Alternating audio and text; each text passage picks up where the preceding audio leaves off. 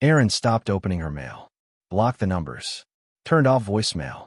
The calls didn't stop, but something else did, her peace. Until one day, she answered, and everything changed. Debt recovery doesn't start with money. It starts with you. Full story now, playing on Dollar by Dollar. Money 101 Mondays. Watch the full episode. What happens if you ignore debt collectors? The phone rang again. At first, it was just another vibration under the couch cushion. A quick blink on the screen. A number she didn't recognize. Again. Erin didn't move. She didn't even flinch. She just stared at the ceiling, half numb, half aware, her body sunk deep into the cushions of her second-hand couch. Then came the voicemail. "Hi. This is a message for Erin Thompson. We've been trying to reach you regarding a past due balance on your account, ending in." She muted it before the rest came through. 3 calls. Just this morning. And it wasn't even 10 a.m. The clock ticked somewhere in the background, loud and slow, like it was mocking her. The apartment was silent otherwise. No music, no TV, just her heartbeat echoing inside her ears and that voice on the voicemail looping in her mind. She hadn't picked up a call from an unknown number in 8 months. The first time, they sounded friendly, polite. They said, "We're just here to help," and asked if she could confirm her last 4 digits. She hung up. The second time, the tone was different, firmer. "Your account is being escalated." That word, escalated, made her stomach clench.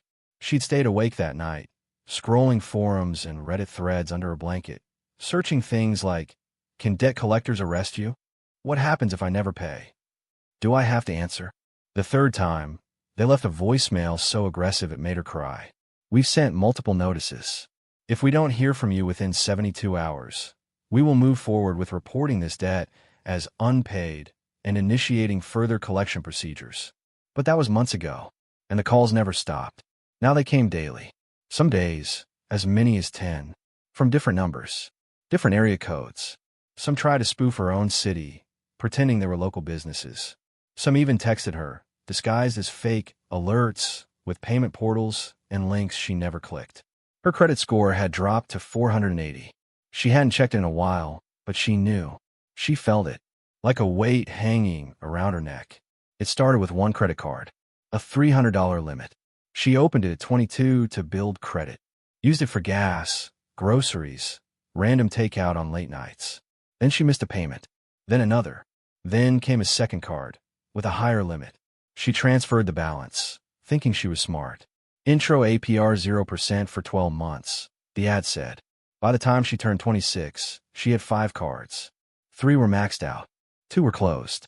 And her minimum payments were more than her paycheck. She used to be a receptionist. Good hours, stable gig. Not great pay, but enough to get by. Then COVID happened. The company laid off her whole team. She collected unemployment. For a while. Then came freelance work. Unpredictable. Underpaid. No benefits. And then came silence. Debt has a strange way of isolating you. It's not like heartbreak or grief. No one brings you casseroles or checks in. No one talks about it. You just start lying. Or omitting. "Oh, I'll catch up next month. Just some weird billing thing. I'm switching banks." You laugh it off. Smile through it. Pretend your phone isn't on silent for a reason. But Erin was drowning. She knew how much she owed. She just didn't say it out loud. $6,843 on one card. $3,200 on another. $1,799 to a hospital in Dallas for an ER visit she couldn't afford to skip and never paid. And there were the little ones. Old electric bills. Streaming services that never stopped charging. A gym membership she forgot to cancel. It was all stacked up now. She hadn't opened her mail in weeks. The pile by the door grew higher every day. White envelopes with red stamps. Final notice. Third attempt. Urgent response requested. She hadn't opened any of them, because she already knew what they said. The shame was the worst part. Not the money. Not even the fear. But the shame. The way her stomach dropped every time she had to lie to her mom. "Yeah, things are fine. Work's been slow, but I'm hanging in." She wasn't. She was Googling, "Can debt collectors freeze your bank account?" while eating instant ramen at midnight. There's something surreal about living in a constant state of low-grade panic. You don't scream. You don't run. You just hold your breath. Forever. Hoping maybe tomorrow you'll be braver. But Erin wasn't brave. Not yet. She was afraid. Afraid of picking up the phone. Afraid of hearing a voice that would confirm what she already believed. That she was a failure. That she messed up too badly to fix it. That she was broken, and now they knew. But the silence wasn't helping. That morning, she sat in her living room with her phone face down, tea gone cold, and her laptop open to a YouTube tab she hadn't played yet. The title read, "What Happens If You Ignore Debt Collectors? You Need to Know This." She hovered her mouse over the play button. Her heart pounded. She clicked it. A woman's voice came on screen, calm, even-toned, gentle. She explained the Fair Debt Collection Practices Act. How collectors couldn't legally threaten arrest. How you had the right to ask for verification. How they had to stop calling if you requested it in writing. How silence made it worse. They can't take what you don't give them, the woman said. But avoiding them doesn't make the debt disappear. It just delays your freedom. Freedom. That word again. It hit Erin like a slap and a hug all at once. She paused the video, sat very still, and then, slowly, she picked up her phone. Call log. 13 missed calls in the last 4 days. She scrolled to the most recent one. A 1-800 number with a voicemail attached. She didn't press play, but she didn't delete it either. Instead, she opened her notes app, titled a new entry. Debt plan. She typed her balances. Every one of them. Shaky hands. Hot cheeks. $11,842.63. That was her number. And this was the moment everything started to shift. Not dramatically. Not with fireworks or bold declarations. But with a quiet choice. To stop running. To finally pick up the phone. Because whatever came next, whatever they said, whatever she owed, it couldn't be worse than the silence. The silence was eating her alive. The next morning, Erin sat at the edge of her bed, staring at her phone. There were already 4 missed calls. It was 9:47 a.m. She hadn't spoken a word out loud since she woke up. Not to herself. Not to anyone. The apartment was still and too quiet, except for the distant hum of traffic 3 stories below and the occasional creak of a pipe settling in the walls. She hadn't brushed her teeth. Hadn't eaten. Her tea kettle was still half full from the day before. But her notes app was open again. Last night's entry, the one she'd titled Debt Plan, was still on the screen. $11,842.63. She stared at the number like it was someone else's life. Then the phone vibrated again. Call number 5. Same number. Different day. She didn't answer, but she didn't put it down either. Instead, she swiped left. Hit info. Then scrolled to block this caller. Her thumb hovered over the button. And stopped. Because something in her gut whispered, you can't keep pretending it's not real. So instead, she backed out of the menu and opened the voicemail. This one was shorter. Firmer. The tone was clearly a script, professional but cold. This message is for Erin Thompson. We are attempting to reach you regarding a seriously delinquent account. If this is not resolved within 72 hours, this matter may be escalated. Please return our call immediately at. She stopped it there, then did something she hadn't done in months. She opened her laptop. She typed into Google, "Can debt collectors take you to court?" She read, and kept reading. Debt lawsuits, statutes of limitations, judgment liens, wage garnishment. Words that used to terrify her began to take shape in her mind. Not as monsters, but as systems, legal frameworks, procedures. They have a process, she thought. And so can I. She clicked through to a YouTube channel about credit repair. A calm-voiced man in glasses explained the debt validation letter, the 30-day window, the language you could use to request that they stop calling unless they could prove the debt was yours. She took notes, highlighted phrases like, "I do not acknowledge this debt," and "please send all future communications in writing." It wasn't courage exactly. Not yet. But it was movement. A few hours passed without her realizing. The sky outside shifted from cloudy gray to soft amber as the sun began its slow descent toward early evening. Her stomach grumbled. She stood, stretched her arms, and walked into the kitchen. There was barely anything in the fridge. A half-empty bottle of almond milk. 3 eggs. A limp green onion. She fried the eggs and made toast. Ate them on a chipped plate while her phone lay, face up beside her, silent for now. She didn't flinch when it buzzed again. She simply let it ring out. Missed call number 13. This time, she opened her notes app again. Added a line. Collectors. 13 calls in 3 days. Log all voicemails. Save recordings. She started organizing her list by creditor. She had old statements from when the cards were active, some digital, some paper. Most were buried in the pile by the door. She pulled on a hoodie, slipped on socks, and knelt beside the door. There it was. The mountain. Unopened envelopes. Dozens of them. White and yellow and cream. Some torn, some bent. All threatening in their quiet urgency. She picked up the top one. Capital One. Opened it. Past due notice. Balance. $2,101.72. She added it to the list. Then the next envelope. Synchrony Bank. Balance. $1,883.44. The next. Collection agency. Unknown debt. Possibly from the hospital. Amount. $3,217.65.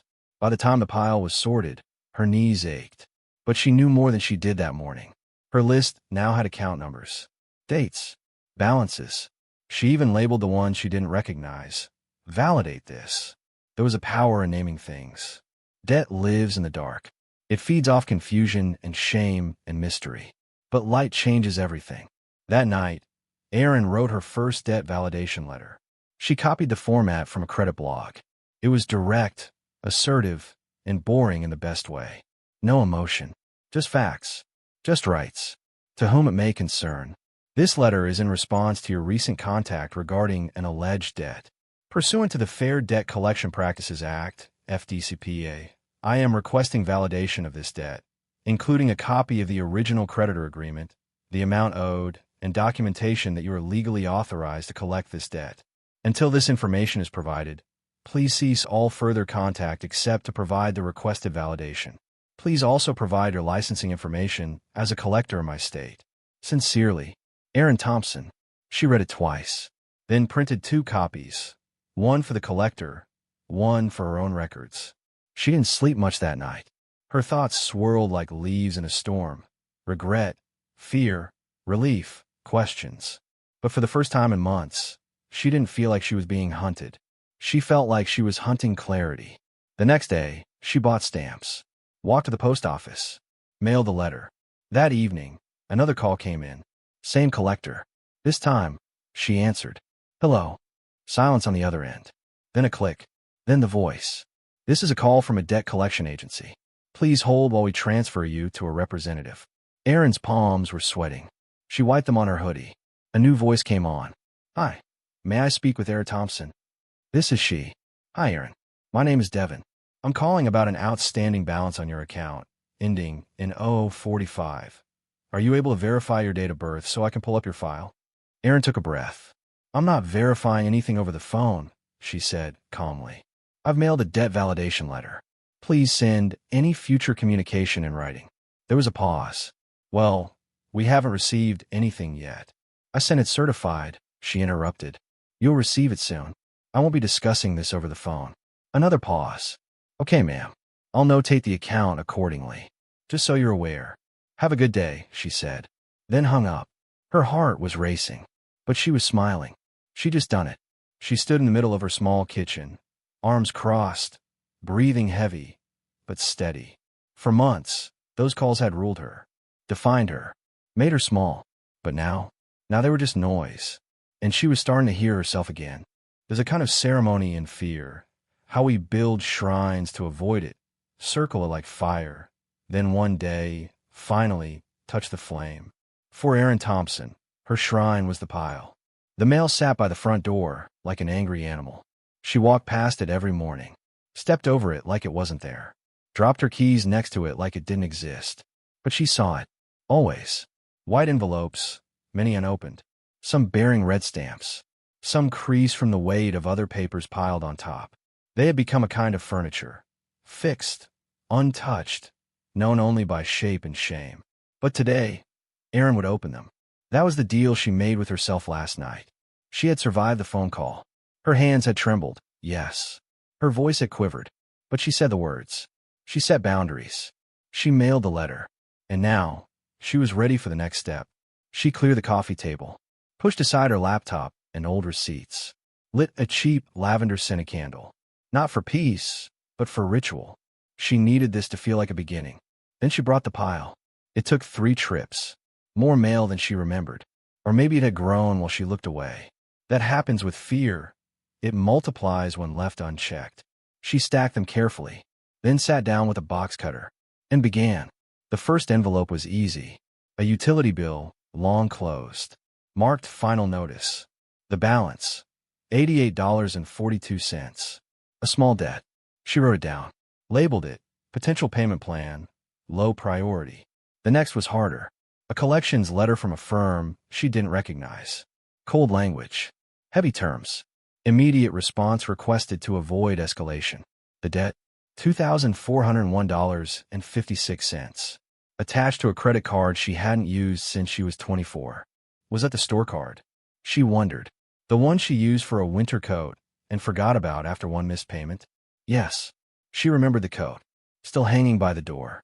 She labeled the debt. Confirm ownership. Request validation. Not acknowledged yet. Each envelope brought a wave. Old electricity bills. Bank overdraft fees. A debt from a hospital she visited once, briefly, when she thought her appendix was bursting. It hadn't been. Just panic.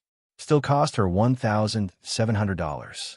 She opened every one by one, tore the seals, unfolded the pages, read them like reading a foreign language she was learning out of necessity.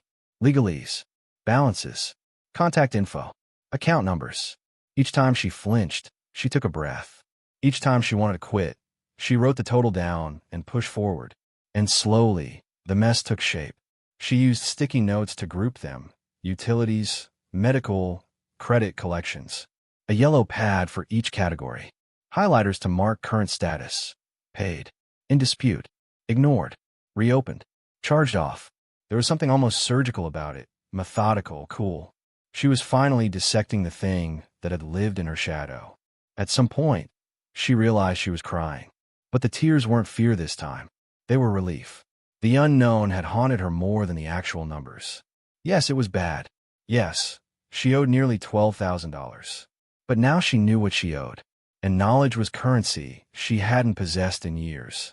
She sat back, surrounded by paper, her knees aching, back stiff, fingers ink-stained and dry. The apartment was still silent. The candle burned low. And for the first time, that silence didn't feel accusatory. It felt earned. She opened her notebook. Title: The Envelope Ritual. She wrote, Step 1. Open every piece of mail. No skipping. No editing. Step 2. Log every debt. Name, amount, type, status. Step 3.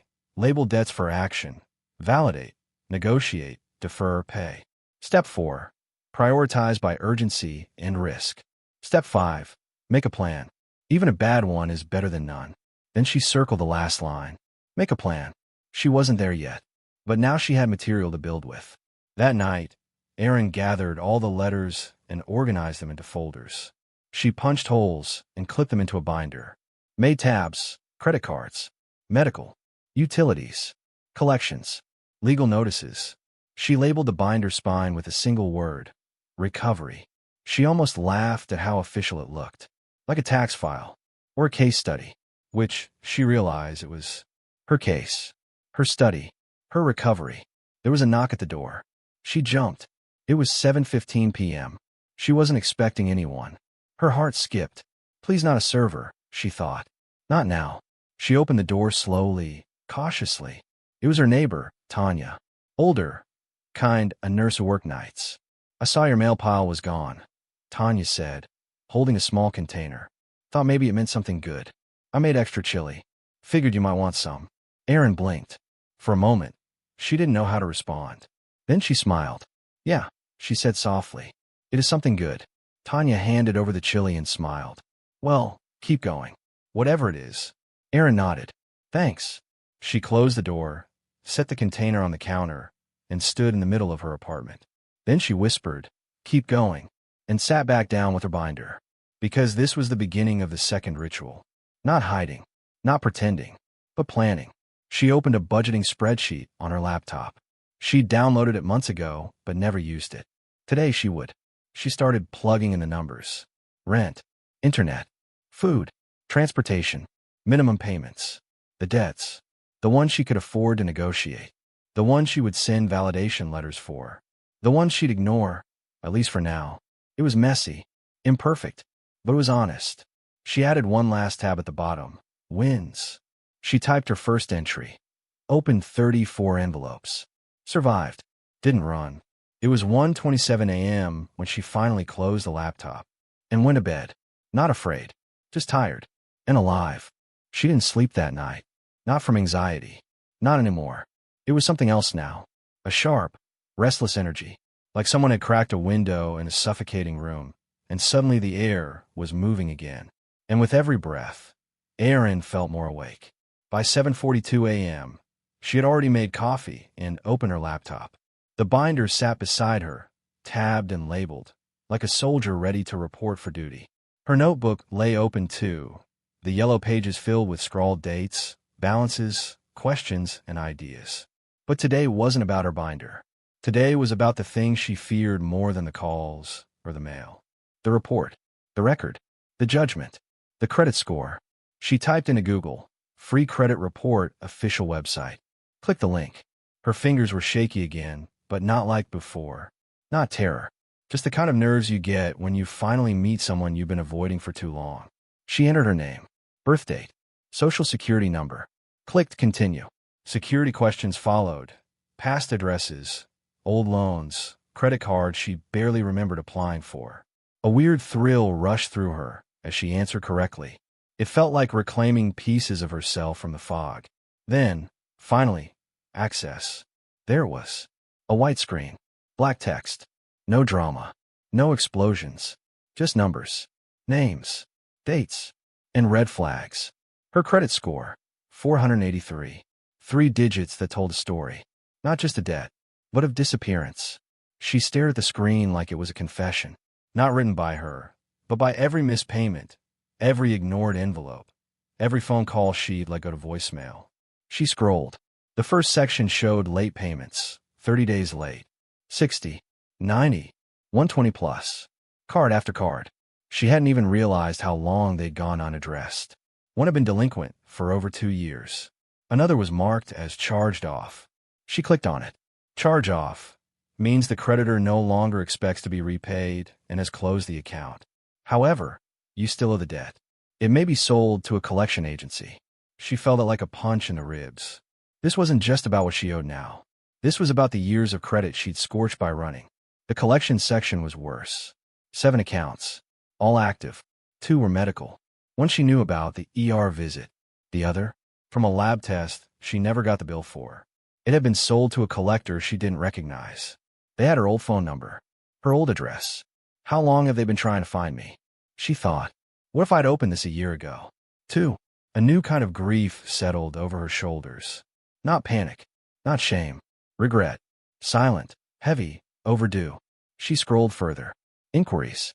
She counted 12 hard inquiries over the past 3 years. Some she remembered. Some were from desperate late-night applications. Loans she never qualified for. Others were mystery. Possibly predatory lenders she'd interacted with during one of her worst financial spirals. They were all there. Evidence. Proof of the flailing. At the very bottom of the report was a summary page. Accounts in good standing, 0. Accounts in collections, 7. Utilization rate, 102%. Public records, 0. Total debt balance, $12,049.86. The number was higher than what she had in her binder. She frowned. Where had the extra $200 come from? She read the footnote. Interest and penalties may accrue on delinquent balances. Some debts may be inaccurately reported. She grabbed her pen, wrote, "Verify balances, challenge discrepancies." Then, almost on instinct, she Googled how to dispute credit report errors. She found the steps. Pull your report from all 3 bureaus. Not just one.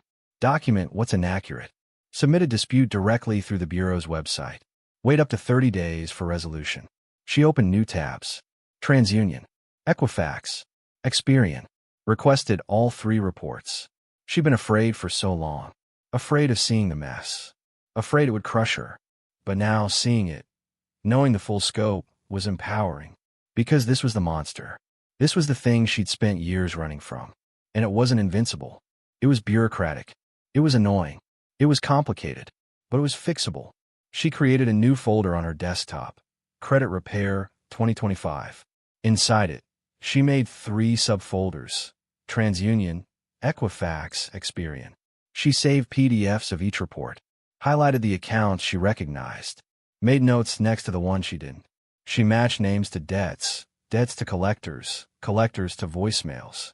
By noon, she had a spreadsheet. Column A, creditor. Column B, balance. Column C, status. Column D, collection agency. Column E, notes. Column F, action required. Some said validate. Some said negotiate. One said settle. She color-coded the rows, not because she liked organization, but because now it was hers. Her past. Her problem. Her plan. Later that day, she made tea and sat at the window. The city was moving as usual outside. Cars honking, dogs barking, people on their way to things that probably had nothing to do with debt or credit or shame. She watched them, detached but calm. Then her phone buzzed. Another unknown number. She let it ring. Waited for the voicemail. Then listened. Same collector. Different tone. Hi. This message is for Erin Thompson.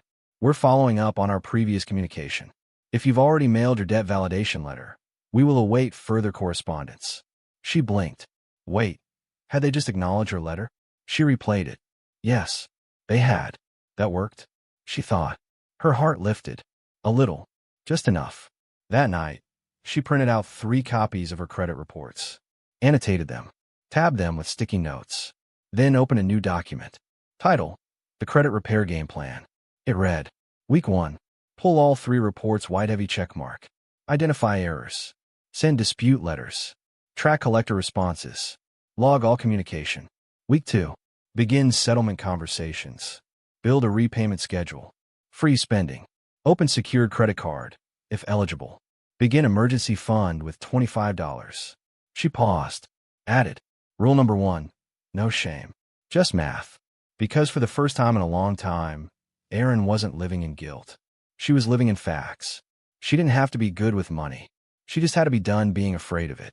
Somewhere between rock bottom and recovery, there's paperwork. Not glamorous, not inspiring, but necessary. And in Erin's case, it started with an Excel sheet. She had downloaded it months ago, during one of her half-hearted attempts to get it together.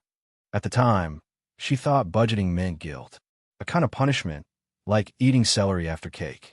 But now, after reading credit reports and decoding voicemails like a forensic detective, the idea felt different. Not guilt. Control. It was nearly noon. The light through her window was harsh, cutting across the room like a highlighter dragging across her life. Erin sat cross-legged on her worn couch, binder on one side, her laptop on the other. She'd moved the coffee table to clear space. She needed the whole floor now. She was rebuilding. The spreadsheet opened. Rows. Columns. Empty fields waiting to be filled. Income. Expenses. Debts. Savings. Goals. She stared at the first row. Income monthly. She hesitated, because this was the first lie she'd have to stop telling herself. Her income wasn't predictable. She worked freelance as a transcriptionist. Some months, $1,600. Others, $700. Last December, $312. Because no one needed subtitles during the holidays, apparently. So she took the average. She pulled up her PayPal logs, sorted them by month, and added them all.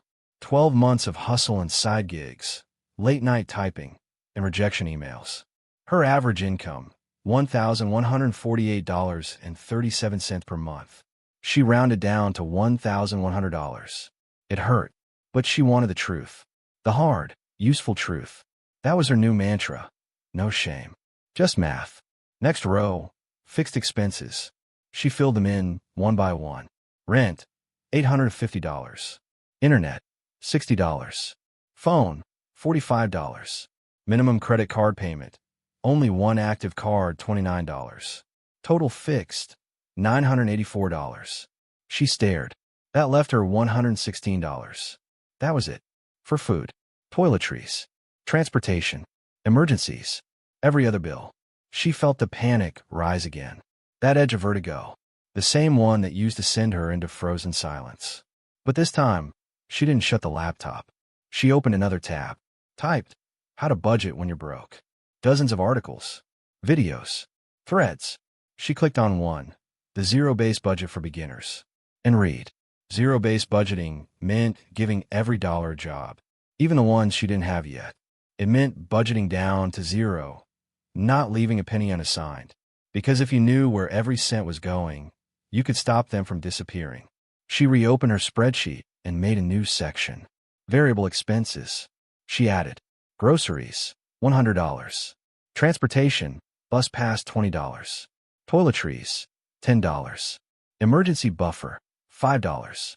That was $135. More than the $116 she had left. She frowned, then made cuts. Groceries down to $85. Emergency fund cut to $0 for now. She shuffled the numbers like puzzle pieces and landed at exactly $1,100. It was tight, desperately tight, but it was possible. The numbers added up, and for the first time in years, that meant something good. She added another section at the bottom. If income increases plan. Plus $100 equals start emergency fund. Plus $200 equals begin paying off smallest collection. Plus $300 equals save for secured credit card deposit. These were not dreams. These were steps. Real, numbered, actionable steps. She saved the file and titled it Erin Budget Blueprint, Month 1. Then she did something she never thought she'd do. She printed it out, taped it to her fridge, like it was art, because it kind of was. A map out of chaos. A blueprint for healing. Later that day, she opened a new notebook, this one with lined pages and a stitched spine. On the first page, she wrote in block letters, the daily money log. Underneath, she made 3 columns. Date, spent, category. She promised herself every dollar would be tracked, even the $1 pack of gum, even coins for the laundry machine. No more mystery money vanishing into the void of impulse. She flipped to the back page, wrote rules, spend with intention, no untracked purchases, review weekly, forgive mistakes, just keep logging. She placed the notebook in her purse. It was a lifeline now. That evening, she did something else she hadn't done in months. She walked to the grocery store with a list. Not vibes, not hunger, not desperation. A list. She had $85 for the month. So she planned for the week, $21.25. That's all. Peanut butter, oats, rice, beans, a small bag of frozen veggies, eggs, cheap sandwich bread, a few bananas. As she filled her basket, she pulled out her calculator. Her hand shook slightly. This part was still hard, still laced with the fear of someone looking, judging. But no one did. The cashier rang it up. $19.82. She almost cried. She paid in cash, left the store, walked home, and logged the purchase in her notebook. March 17th, $19.82, groceries. That night, her fridge looked humble, sparse, but it was hers. Paid for, planned for, controlled. And when her phone buzzed with another unknown number, she didn't even look. She didn't need to. Because the real victory wasn't beating the collectors. It was becoming someone they no longer defined. The budget was tight, a mathematical miracle, but still, just math. What wasn't was magic. Because 5 days later, Erin stood in the narrow hallway of her apartment building, holding her breath outside apartment 1B. Rent was due. She didn't have it. She'd scraped together $600, an incredible feat, considering her usual chaos. She'd cut corners, skipped takeout, stayed in. She tracked every single expense. She even earned an extra $50 ghost transcribing a true crime podcast with no punctuation. It had taken hours, but her rent was $850, and her landlord, Mrs. Alvarez, was not known for her flexibility. Erin adjusted the straps on her hoodie, inhaled slowly, and knocked. There was a pause. Then the door opened. Mrs. Alvarez stood in a floral house dress, her expression immediately sharp. She was a woman in her late 60s, short, with silver-streaked hair pinned into a twist. Her eyes scanned Erin before a word was spoken. "Erin," she said flatly. "Hi, Mrs. Alvarez. Do you have a minute?" Erin asked. She nodded, didn't smile. Erin swallowed hard.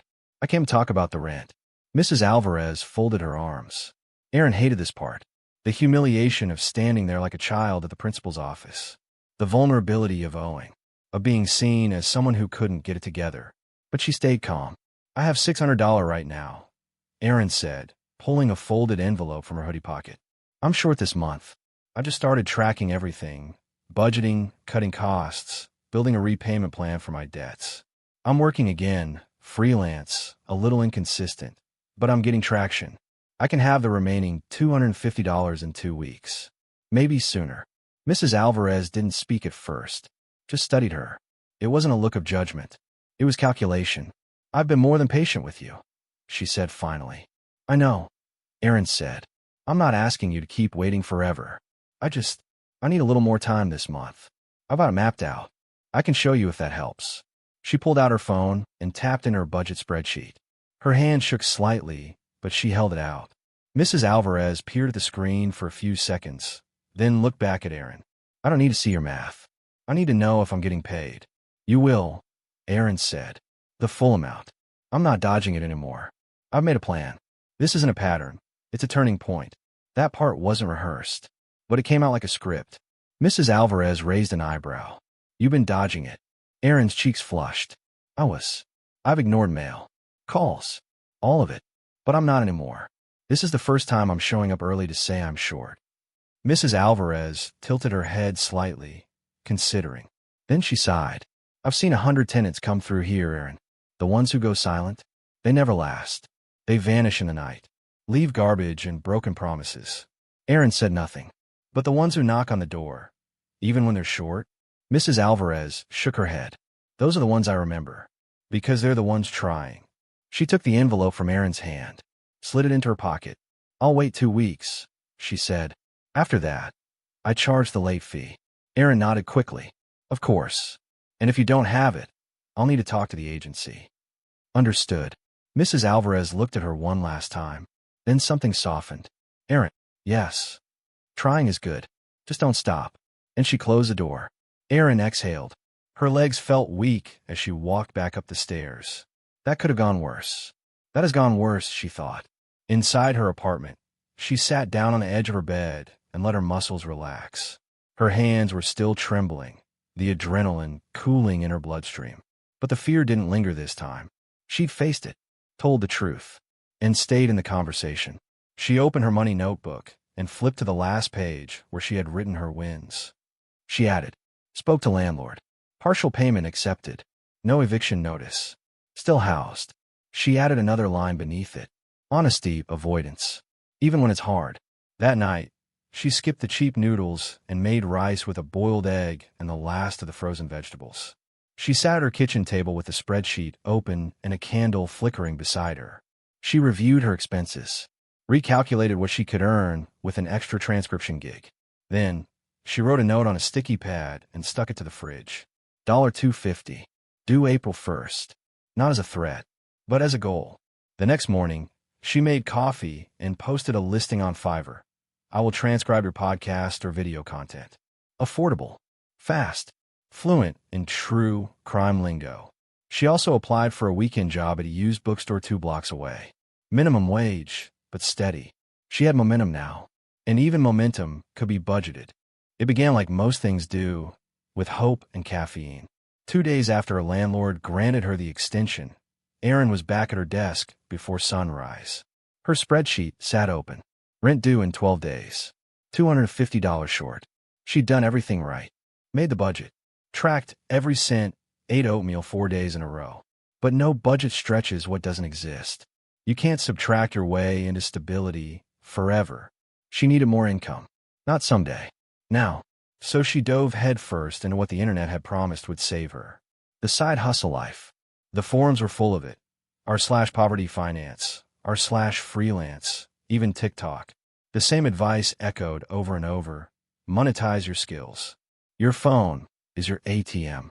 There's no excuse in 2025 to be broke. So Erin tried. Her Fiverr listing was live. She refreshed the page obsessively. No hits. She posted in Facebook groups for podcast editors, offering transcription services for half the going rate. She crafted her post carefully. Fast, affordable transcription with clean formatting. "I specialize in audio with accents, background noise, and complex formatting, e.g., timestamps, speaker labels. Sliding scale available for indie creators. 3 likes. 1 message. It was from a man who wanted 90 minutes of podcast audio transcribed in 24 hours. For $12, he said. Erin blinked. That would be 6 hours of work. Minimum. She politely declined and felt like a fool. It was day 3 when she got her first real client. A true crime podcast looking for someone to transcribe their backlog content. $25 per episode. Flat fee. Erin nearly cried. She accepted instantly. The episode was an hour long. She got to work. She didn't own transcription software, so she typed manually. Listened. Paused. Rewound. Typed. Checked timestamps. Labeled speakers. By the time she finished, it was 2:43 a.m. She sent it off and collapsed into bed. The next morning, the client emailed. This is fantastic. Can you do 2 more by Friday? Her fingers ached. Her eyes burned. But she typed, yes, of course. Because this was the hustle. This was how you catch up, right? That week, she drank more coffee than water. Slept in fragments. Ignored texts from friends. Missed 2 doctor's appointments she'd rescheduled twice already. Her budget spreadsheet started looking less like a plan and more like a war map. She logged every hour worked, every dollar earned, tracked every trip to the grocery store, even wrote, walked to save bus fare, next to 1 entry. She had earned $125 in 4 days. She was halfway there, but she was unraveling. By Thursday, she was on her 6th podcast episode. The client kept asking for faster turnaround. You're so good at this, they wrote. You're a lifesaver. Flattery, she realized, is a currency when money's tight. She barely noticed she hadn't left the apartment in 2 days. Friday morning, she woke up to a pounding headache and a message in her inbox. Hey, do you offer editing too? I need someone to cut audio clips for TikTok. She didn't know how to edit audio, but she Googled it, downloaded a free trial of a program called Audacity, and said yes. She was making it work, but something fell off. There was no breathing room, no pause, no joy, only tasks. She was earning, yes, but every dollar cost her something invisible: energy, sanity, time. And no one warned her that making money when you're broke doesn't always feel like winning. Sometimes it feels like drowning, just busier. By the second weekend, she was staring at her screen at 3 a.m., unable to blink. Her calendar said, submit rent, Mrs. Alvarez. She had the money. All of it. $250. She had done it. But she wasn't celebrating. Because in that moment, Erin realized something no budgeting app or financial guru ever told her. Side hustles don't scale when your life is already burning. You can't schedule burnout. You can't automate a meltdown. The work was steady, but so was the exhaustion. She turned off the laptop, stood slowly. Her knees cracked from sitting so long. She walked to the fridge, opened it, empty except for almond milk and mustard. She hadn't eaten real food in a day and a half. She'd forgotten to go shopping. She sat at the table, head in her hands, breathing in silence. This wasn't what recovery was supposed to feel like. She didn't feel powerful, or stable, or even grateful. She felt used up by herself. The next morning, she delivered the $250 to Mrs. Alvarez in cash. The landlord smiled, nodded, and said, see, you did it. Erin smiled back. But inside, she was already questioning if she could do it again. Because the side hustle had helped her survive. But survival was not the goal. She wanted to live. That night, she journaled like she hadn't in weeks. I'm proud of paying rent. I'm proud of earning. But I'm not okay. If the price of progress is my sanity, I'm not budgeting right. She wrote out 3 words and boxed them in black pen. Sustainable. Scalable. Sane. Then she added a 4th. Slow. Because if this was going to last, she had to stop sprinting in a marathon. She opened a new tab and searched. Low-burn side hustles. Slow income streams. Passive-ish income ideas for broke people. Not glamorous, but honest. That was Erin's new metric for everything. If it wasn't honest, it wasn't useful. The hustle hadn't broken her, but it had taught her something money never could. She wasn't just a budget. She was a person, and people need rest. The day after rent was paid, Erin slept through her alarm. Then the next one. She woke up tangled in her blanket, her mouth dry, Her back sore from the couch she'd fallen asleep on instead of her bed. The clock read 11:47 a.m. She blinked in confusion. The sun was too high. Her inbox was already pinging. Hi, did you get my file yet? Hey, just checking on that TikTok edit we talked about.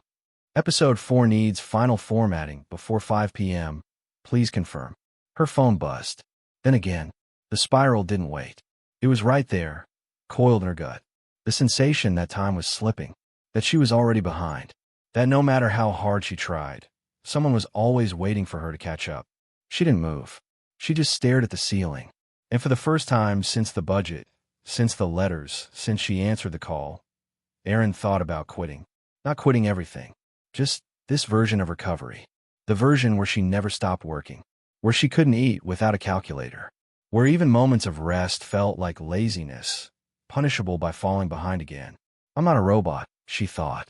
Why am I trying to live like one? That afternoon, she made tea. No laptop, no notebook, no transcription, just hot water, steam, silence. She sat by the window and looked out, watched a dog bark at a squirrel, a kid ride past on a wobbly bike, a man in a neon vest take a smoke break by the curb. The world kept moving, and it wasn't asking her to rush. Her mind was still busy, frantic, even, but something deeper, quieter, had begun to rise. A question. What would this look like if it was kind? What would money recovery look like if it was built on care, not punishment? She picked up her notebook, flipped to the wins page. It had plenty now. Budget completed. Credit report pulled. Debt logged. Landlord paid. $125 earned through transcription. Grocery spending tracked. No overdrafts this month. But no line said, took care of myself. No entry celebrated. Did nothing for an hour. Breathed deeply. Walked without a goal. She realized she hadn't written herself into her plan at all. Just the math. Just the debts. Just the demands. And so that night, she began again. This time with a new page. Title, Boundaries. She wrote, Financial recovery is not an emergency. It's a process. And processes require rest. Then below it, non-negotiables. No work past 9 p.m. 1 full day off per week. No accepting jobs that pay less than $15 per hour. Morning starts with tea, not email. Meals are not optional. I'm out my output. She stared at the last line, underlined it twice. It felt foreign, like someone else had written it, but she was ready to learn it. The next morning, she wrote an email to her client. Hi, I've loved working on your podcast. I need to scale back my availability for my health and sustainability. I can complete 1 episode per week at the current rate, and will no longer be able to handle overnight turnarounds. Let me know if you'd like to continue. Her thumb hovered over send. She almost backspaced it all, but she didn't. She clicked. The sky didn't fall. In fact, 10 minutes later, the client replied. Totally understandable. Let's stick with 1 a week. Your work has been great. Relief hit like a warm wave, followed by anger. It was that easy. She thought. I've been sprinting toward collapse, and I could have asked for this 2 weeks ago. Yes, because boundaries don't just protect energy. They reveal who respects it, and who never intended to. With the new time, Erin started recalibrating everything. She opened her budget spreadsheet and added a new tab, Time Budget. It had the same layout, columns, rows, blocks. But instead of dollars, she tracked hours. Each day now had intentional segments. Work, food, rest, movement, admin, reflection, joy. Even if joy was just sitting in the park with a tea. Even if movement meant stretching on the carpet for 6 minutes. Even if rest meant staring at the ceiling and letting her brain go soft. She started logging how long it took to transcribe 1 episode. For hours, on average. She divided the rate, $1.25, by 4. $6.25 per hour. No wonder I was exhausted, she thought. I was doing minimum wage work for half the wage. She updated her rule. No client below $15 per hour. Period. And to test it, she turned down a $20 job from a new podcaster. Thanks for thinking of me, she wrote. But I've updated my rates to reflect sustainable working hours. They never responded. And she didn't care. Because her silence was no longer up for sale. By the end of the week, Erin had done fewer hours of work than any week before. And yet, she had eaten regular meals, gone on 2 walks, called her mother, watch half a movie, and slept. That weekend, she took her day off. It felt ridiculous at first. Luxurious. Like playing pretend. She went to the library and wandered the nonfiction section without checking the time. She borrowed a book on minimalism. Not the Instagram kind, but the real kind. Less, but better, the author had written. She underlined it. And then, beneath it, scribbled her own translation. Less panic. More power. Boundaries weren't the absence of ambition. They were the architecture of it. Because a life with no fences becomes a trap, not a garden. And Erin had spent enough years locked in. Rebuilding a credit score isn't about a number. Not at first. It's about healing a wound you thought you could ignore. It's about reclaiming the pieces of yourself that were buried under missed calls and unopened envelopes. For Erin, rebuilding meant confronting a truth. She hadn't trusted herself with money in years. But now she was ready to try again. Not with flashy results. Not with $1,000 repayments or instant wins. But with one small tool, a secured credit card. It started, like so much else in her journey, with research. Late one Sunday morning, she sat at the window with her laptop balanced on a tray table, tea steaming to her left, her recovery binder to her right. She typed into Google, best secured credit cards for rebuilding credit, low deposit. Dozens of results. Review sites, bank comparisons, Reddit threads. She filtered through the noise. One thing became clear. Secured credit cards weren't magic. They were tools. Just like budgets. Or spreadsheets. Or planners. You didn't use them for freedom. You used them for structure. The way you'd use a cane after an injury. Not to run faster, but to learn how to walk without falling. She clicked on a card with a $200 deposit requirement. Not much by credit standards, but more than she had. So she kept digging. Then she found it. A card through a small, regional credit union. $100 minimum deposit. No annual fee. No credit check. It required membership. But she could open a savings account and fund both at once. This could work. But still, she hesitated. Because applying for a credit card, even this kind, felt dangerous. Like picking up the thing that hurt you and try not to get cut again.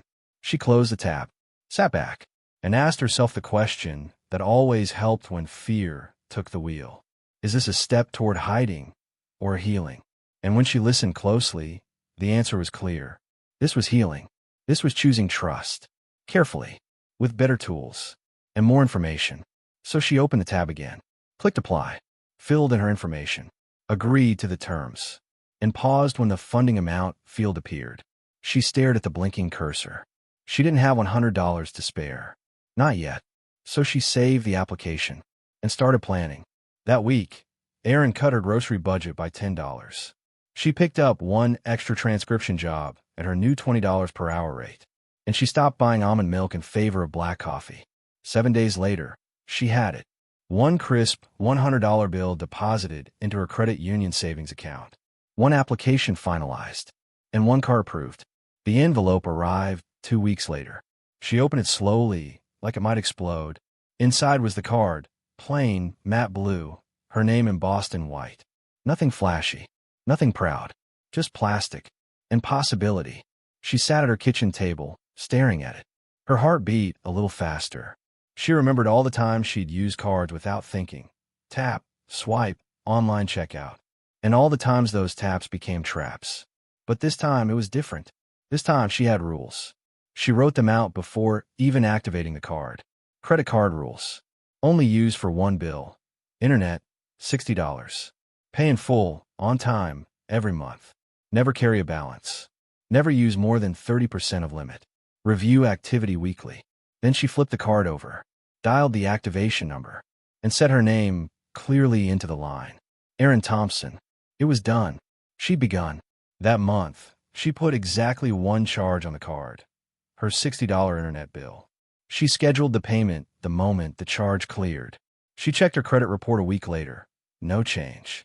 A week after that, still nothing. But in the third week, something shifted. She logged into her Credit Karma account and saw it. Credit score, 491, 507. 16 points. She stared at the number. It didn't feel like much. But it was more than a number. It was proof. That action, small, focused, consistent, was working. That silence was no longer writing her story. She texted her best friend, Maya, for the first time in months. Guess who just got her first secured card with a 480 credit score? Maya wrote back instantly. You. I'm so proud of you. Tell me everything. And for the next hour, Erin told her about the binder, the budget, the rent conversation, the burnout, the boundaries, the plan. And Maya replied with just one line. You're not surviving anymore. You're building. That night, Erin made dinner. Real dinner, not rice and eggs. Lentils, garlic, roasted carrots. She even used spices. And when she sat down to eat, she didn't check her email or her bank account. She just ate. In silence. With gratitude. With dignity. The card stayed tucked in her wallet. No longer a weapon, but a tool. A tiny monument to everything she'd learned. That credit wasn't trust from a bank. It was trust in herself. And she'd earned that back. $1 at a time. There are debts you can pay with money. And then there are the ones you carry in silence. Owed not to institutions or collectors, but to people who believed in you when you weren't ready to believe in yourself. For Erin, that person was her mother. It wasn't that they weren't close. They were. In the usual way adult daughters are with their mothers when distance and age create just enough space for politeness to cover pain. Her mom called once a week, sent photos of her garden, asked if Erin needed anything, and Erin always said no. Because for 2 years, Erin had been lying. Not directly. Not with words like I'm fine or I've got it under control, though she'd said those too. But by omission. By softening the edges. By skipping the truth. Her mom thought she had a job. Thought she was still on the admin team at her old company. Thought her rent was covered and that she was finally getting ahead. Erin had let that illusion live. Because admitting otherwise felt like failure. And worse, disappointment. Her mom wasn't rich. Far from it. She worked retail most of her life. Raised Erin alone. Made $30,000 stretch like it was 100. She never complained. Just smiled with tired eyes and made coffee strong enough to lift grief off the floor. Erin had watched her clip coupons, budget and spiral notebooks, celebrate when the light bill was under $100. And now here she was, 29 years old, credit in the toilet, barely afloat, and pretending. But something had shifted. The budget, the binder, the card, the rent. The walls had come down inside her, and what remained was honesty. Raw, uneasy, but real. She couldn't keep talking about progress without making peace with the people she'd hidden it from. So that Sunday, Erin opened her laptop and clicked into Zoom. She sent her mom the link with a short message. Hey mom, can we talk for a bit today? Just us. Her mom responded in minutes. Of course, baby. Everything okay? Erin stared at the screen. Her fingers hovered over the keyboard. She typed. I want to tell you the truth. It's not bad. It's just real. I'm finally ready. Then she hit send and waited. An hour later, the screen flickered to life. Her mom's face appeared, gray curls pulled back, reading glasses perched low, the kitchen behind her glowing with late afternoon light. Hi, honey, she said with a soft smile. You scared me a little. Erin laughed nervously. No, nothing scary. Just overdue. Her mom's smile faded just slightly. Not with fear, just attention. She could sense the tone had changed. Erin took a breath. I've been lying to you, she said. Silence. I haven't had a full-time job in almost a year. I've been freelancing, barely. I fell behind on rent. I ignored calls from debt collectors. I haven't had a working credit card in months. I owe over $11,000. I used to cry every time the phone rang, and I've been too ashamed to tell you. She looked up at the screen. Her mother said nothing for a long time. Then she did something Erin didn't expect. She smiled. Not a happy smile. A knowing one. A slow, soft one that reached the corners of her eyes like a tide touching sand. Oh, baby, she said. Why do you think I kept asking if you were okay? Erin blinked. I knew something was off, her mom continued. I just figured you'd tell me when you were ready. I didn't want to push. Erin's throat tightened. I didn't want you to think I was failing, she whispered. Erin, her mom said gently. Do you know how many times I couldn't pay the phone bill when you were in high school? Or how many nights I put you to bed and then cried because I didn't know how to stretch dinner another night? You were never a failure. And you aren't now. Tears slid down Erin's cheeks before she could stop them. Her mom reached for a tissue off-screen. So, she said softly, what are you doing about it? That question could have cut. But it didn't. Because Erin had an answer. And this time, it was real. She grabbed her binder and held it up. I made a plan, she said. It's messy, but it's working. I built a budget. I log every dollar. I pulled my credit report. Sent validation letters. Got a secured card. I even made a payment schedule. Her mom's eyebrows rose. You made a budget? She teased. Erin grinned through her tears. A real one. Color-coded. Now I know it's serious. They both laughed. And for the first time in a long time, the laugh wasn't covering anything. It was just light. They talked for another hour. About the cost of groceries. The panic of late bills. The way money fear lives in the body. Shoulders tense. Sleep restless. Stomach always on edge. Her mom shared stories Erin had never heard. Like how she once had to borrow $50 from a coworker just to get Erin new shoes for 8th grade. Or how she paid off $9,000 in medical bills by sending $25 checks every month for years. I thought I was the only one who got this lost, Erin said. No, baby, her mom said. You're just the only one who's talking about it out loud right now. That night, Erin updated her wins list. Told the truth. Still loved. Still standing. She closed her binder. Made tea. And called it progress. Her palms didn't sweat this time. That was the first sign something had changed. Erin sat at her desk, binder open, pen in hand, her phone screen glowing with the number of the agency she had spent a year avoiding. But this wasn't fear anymore. This was strategy. Because now, Erin spoke their language. She knew what charge-off meant. She understood the statute of limitations in her state. She could explain a validation letter to a stranger. She knew what a pay-for-delete offer was. She had downloaded a script, rehearsed it, annotated it. Today wasn't about hiding. Today was a negotiation. The debt in question was $1,883.44. An old credit card she had maxed out when her car broke down in 2021. She remembered the charge, $800 to a shady mechanic she never went back to. The rest of the debt, interest, fees, penalties. It had since been sold to a collection agency in Georgia. They had sent 5 letters, called over a dozen times, left voicemails, and now, Erin was ready. She pressed the call button. 1 ring. 2. Then, thank you for calling Summit Recovery Solutions. This is Carla speaking. How can I assist you today? Erin cleared her throat. Hi, yes. I'm calling regarding a debt that I believe was purchased by your agency. I'd like to discuss a possible settlement offer. There was a brief pause. Carla replied, Okay, I can help with that. Can I get your full name and the reference number from any of the notices you've received? Erin gave her name. Read the reference number from her binder. Tap, tap, tap, Carla typed. All right, she said. I do see the account. Balance is $1,883.44. How would you like to proceed? Erin took a breath. I'm in the process of rebuilding financially, she said. I'd like to settle this debt in full, but I need to know if you're open to negotiating a reduced payoff amount. Well, Carla said slowly, the account is eligible for settlement. Let me check what options I have available. Hold music clicked on. The worst kind, muffled piano jazz with static. Erin's pen tapped against the edge of her notebook. She had set her target offer at 40%, about $750. That's what her research said was reasonable for a debt this old and already charged off.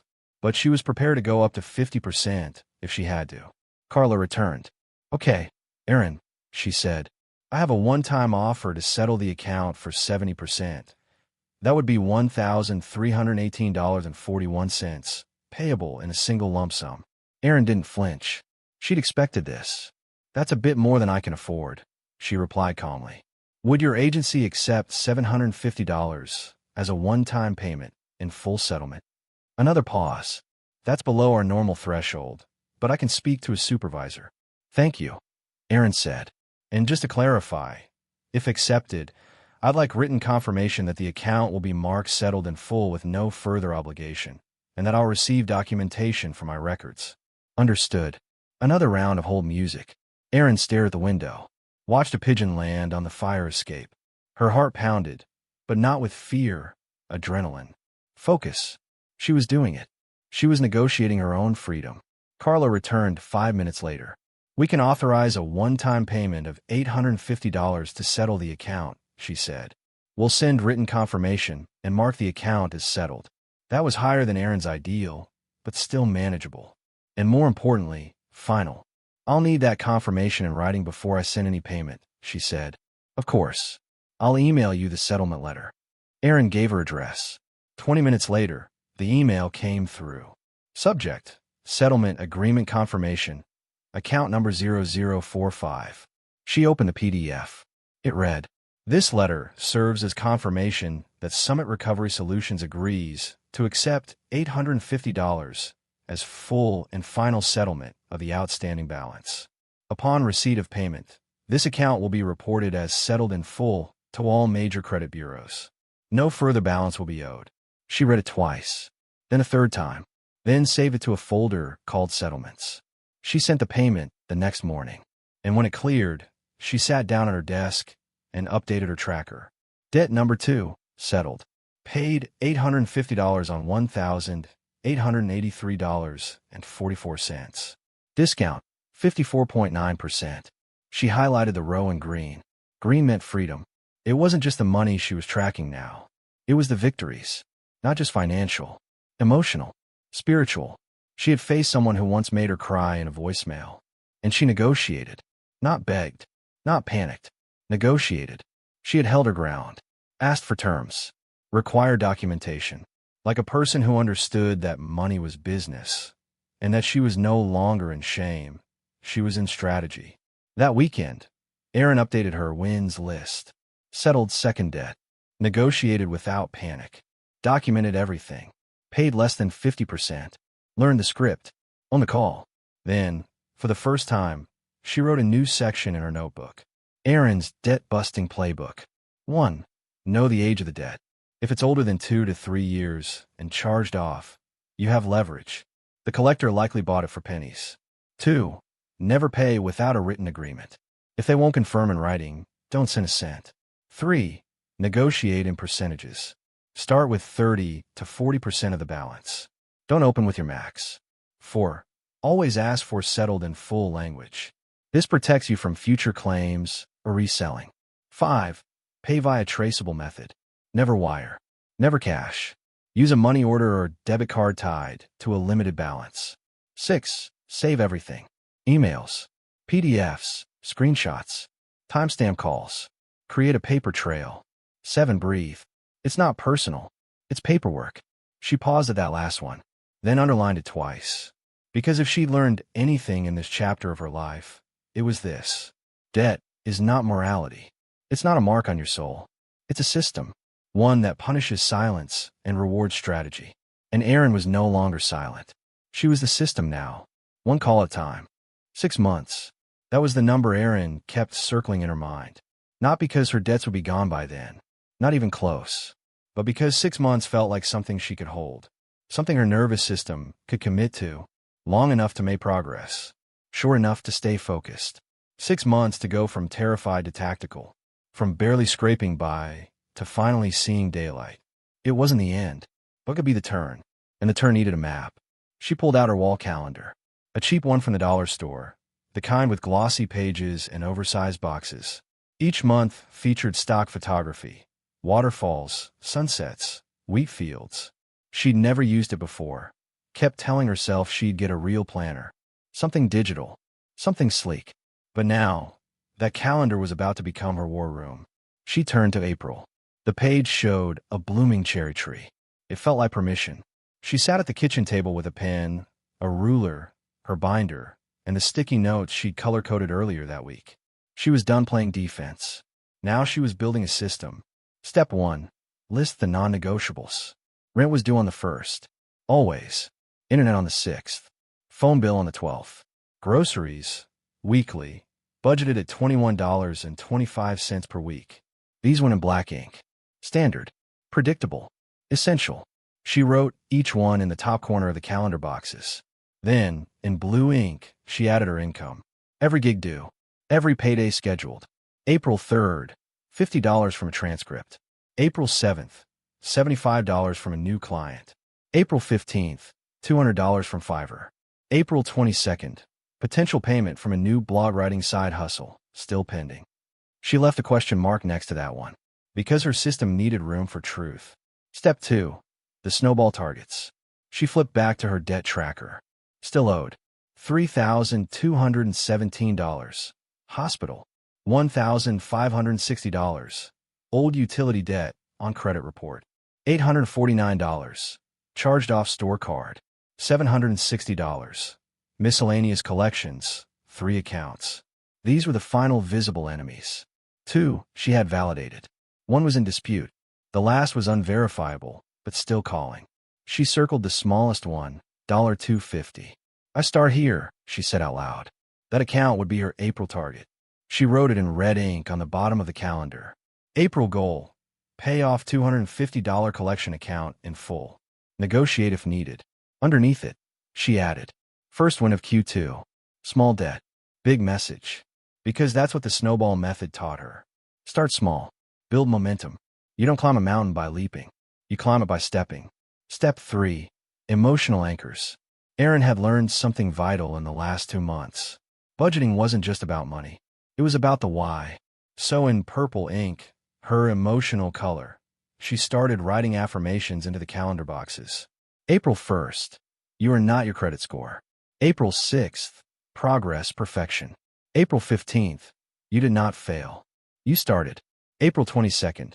Budgeting is a form of self-respect. April 30th.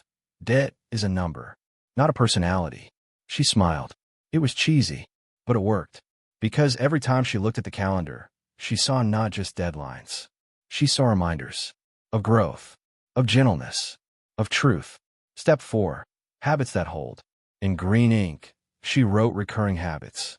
Tuesday, log all spending. Friday, check bank balance plus debt tracker.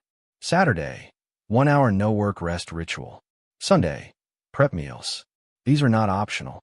They were what made the rest sustainable. Because without rhythm, Erin had learned, even courage collapses. That night, she stepped back and looked at the calendar. It was messy, crowded, but it was hers. Each square held something intentional.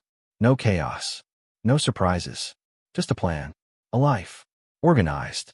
Erin didn't cry. She didn't need to, because this moment wasn't about relief. It was about readiness.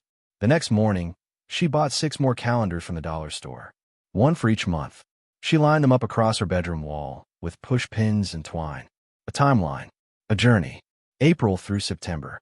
She called it the calendar of courage. Each month would have a theme. April, activation, start the fight, pay the first collection. May, discipline, stick to the plan, no new spending. June, repair, credit builder card on autopay. Dispute errors. July, momentum, 2 debts down. Call wins, not mistakes. August, grace, pause, rest, avoid burnout. September, reflection, look back, decide what's next. She wrote those on index cards and taped them to the wall above each calendar. This wasn't aesthetic. It was survival, stylized with purpose. But the most powerful thing she did came last. At the very bottom corner of the April calendar, she taped a photo. It was old, taken on her 24th birthday. She was laughing in a kitchen. Her mom had just surprised her with a carrot cake. She was wearing a thrifted dress and holding a party hat that had fallen off her head. It was the last photo taken before the debt spiral began, before the panic, the shame, the hiding. She'd hated that photo for years. Thought it looked naive. But now it looked like someone worth protecting. Erin looked at that version of herself and whispered, I'm coming back for you. Not to erase what had happened, but to carry her forward. The mistake cost $46.13. That's it. Not hundreds. Not some catastrophic splurge. Just $46.13. But it wasn't about the number. It was about what it represented. Erin didn't plan it. Didn't need it. Didn't even want it, if she was honest. It started with a rough day. One of those quiet, gray Tuesdays where nothing dramatic goes wrong, but everything feels like it might. Her transcription client asked for a revision, then changed their mind. Her Fiverr gig got canceled without warning. And a blog client ghosted her after she submitted the draft. Then the noise started up again. Not from outside, from inside. That low, familiar static of you're not doing enough. You're falling behind. You'll always be behind. She sat at her desk with her recovery binder open and her budget spreadsheet glowing on the laptop. And for the first time in weeks, she felt nothing. No motivation, no pride, just numb. And numbness has its own danger. Because it makes you forget what progress feels like. It makes you crave anything that feels different. So when she wandered into the corner store to get coffee, she didn't follow her list. She didn't pull out her calculator. She didn't check her wallet. Instead, she walked past the sale rack. And there it was. A thick, knit cardigan. Forest green. Heavy. Soft. It reminded her of her grandmother. It reminded her of comfort. She picked it up. Tried it on. It fit. It wrapped around her like a memory. And before her brain could catch up, she was at the counter. The cashier rang it up. $39.99 plus tax. Debit or credit? Erin hesitated for a split second, then tapped her debit card. That's all it took. When she got home, she hung the cardigan on the back of her chair, stared at it. Her budget was still open. Her notebook still sitting beside her mug. She knew what she had done. She hadn't logged it. Not because she forgot. Because she didn't want to. Because seeing the numbers would make it real. She had just erased 5 days' worth of grocery margin. Killed the leftover buffer she'd built with side gigs. Made the calendar squeak again. It wasn't that she'd bought something bad. It's that she didn't plan for it. She knew better. She'd built systems. Made rules. Tracked wins. And now she had broken them. Not loudly. Not dramatically. Just quietly. That's how shame usually enters. Not as a scream, but as a whisper. You're not really different. You're going to mess this up again. This is who you've always been. She closed the laptop, left the cardigan where it was, and crawled into bed without brushing her teeth. She didn't cry. She just shut down. The next morning, the cardigan was still on the chair. Her budget was still untouched, and the guilt had ripened overnight, turning from shame into something sharper, self-punishment. She skipped breakfast, didn't return a client email, opened Twitter and doom-scrolled for 40 minutes. The old spiral was calling her back like an old friend, but something interrupted it. A notification. Her weekly money review reminder popped up on her phone. She stared at it. She could dismiss it, just this once. But she didn't. She opened it, tapped in her notebook, turned to the back page, the one labeled mistakes. It was mostly blank. She had designed it that way on purpose, not to invite failure, but to plan for it, because mistakes were never not going to happen. She just hoped they wouldn't come so soon. She picked up her pen and wrote, April 18th, unplanned purchase. $46.13 at Corner Mart. Bought sweater I didn't need. Was emotionally exhausted. Didn't log it. Froze. Skipped other habits. Lesson. Vulnerability equals dangerous spending. Fix. Move money review to evenings when I'm calm. Add. Pause button. Checklist before non-essential purchases. She stared at it. It looked like a confession, but it felt like an inventory. She wasn't blaming herself. She was studying herself. Like a scientist. Or a surgeon. Looking for the cause. Not to assign guilt, but to prevent the next wound. That night, she created a new rule. She wrote it on a sticky note and taped it to her debit card. Wait 24 hours before any non-essential spending. She called it the pause button. And it wasn't just about the cardigan. It was about recovery. Because recovery, she was learning, doesn't mean perfection. It means repair. In real time. With grace. And grit. A few days later, Erin wore the cardigan while she made tea. It still fit. Still soft. Still warm. But now it wasn't a wound. It was a reminder. Not to punish herself, but to ask better questions next time. She updated her wins list. Logged mistake. Created pause button. Didn't quit the plan. Practiced recovery, not perfection.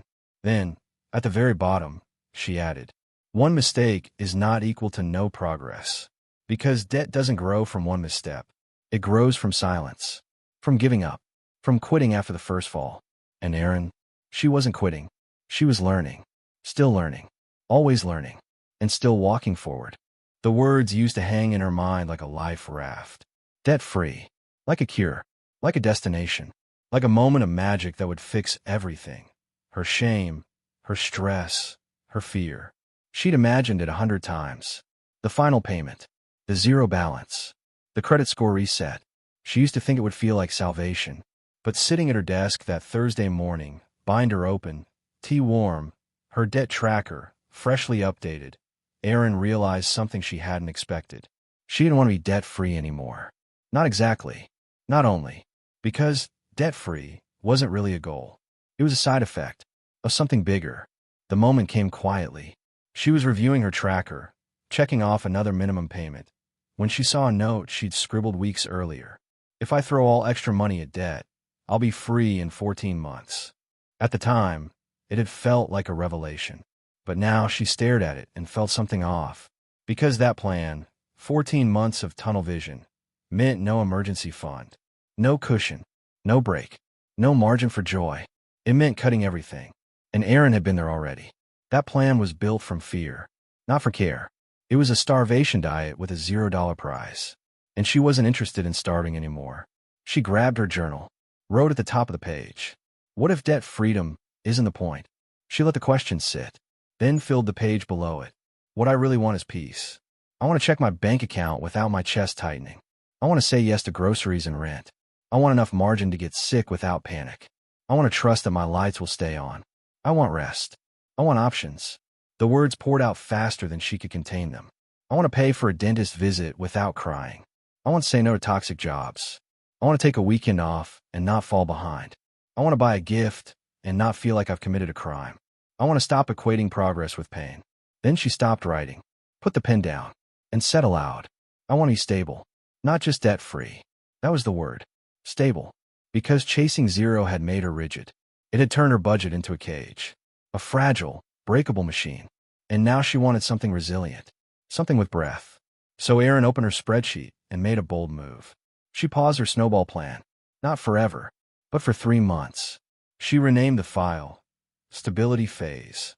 Under goals, she listed $500 emergency fund, continue minimum payments, add small joy budget, $25 per month, 1 week of food prep, always ready, 1 financial reset day every month, track burnout, not just spending.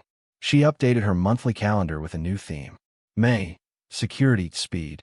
In purple ink, she wrote on the first day, "A budget that breaks you isn't a plan. It's a punishment." She stared at it for a long time, because she meant it. That weekend, she took her first financial reset day. She made a pot of coffee, lit a candle, put on a playlist called Gentle Momentum, and went through every part of her financial life. Not to fix, but to see. Reviewed her wins, checked her autopay schedules, adjusted income expectations, removed a client who drained her energy, added a note, $20/month in a fund. Then she did something she hadn't done in a long time. She made space for joy. She walked to a used bookstore and gave herself permission to spend $5. Not because she needed a book, but because she needed the choice. She left with a tiny paperback, Your Money or Your Life. 1990s cover, dog-eared, smelled like wood and time. Inside was a single underlined sentence. "Money is what we trade our life energy for." She read it 3 times, then whispered yes, because she was done trading life energy for debt speed. She opened a new notebook page, titled it, The Life I'm Building. She wrote, "Quiet mornings, emergency fund, monthly budget with fun, meals without panic, slow income that respects my energy. Time to write, time to rest, no shame attached to money, flexible goals, a fridge with choices, a desk with sunlight, a life that fits my nervous system." She closed the book and smiled, because that was the real goal. Debt-free might come later, but this was freedom now. Comparison doesn't always scream. Sometimes it whispers, and sometimes it arrives in a carefully filtered Instagram story at 9:04 a.m.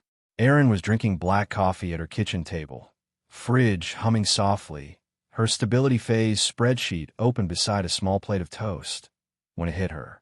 Her phone buzzed with a tag. She tapped it open without thinking, and there it was. A smiling selfie. Perfect lighting. A beach. An ocean behind glass. Captioned, "Work trip to Portugal. Portugal sparkles. So grateful for the life I built. Remote work equals freedom. Hashtag debt-free journey. Hashtag laptop lifestyle." The poster, Marissa, her former college roommate. Same age. Same major. Similar GPA. Different life. Erin stared at the photo. It was like a slap wrapped in sequins. The spiral began before she even realized it.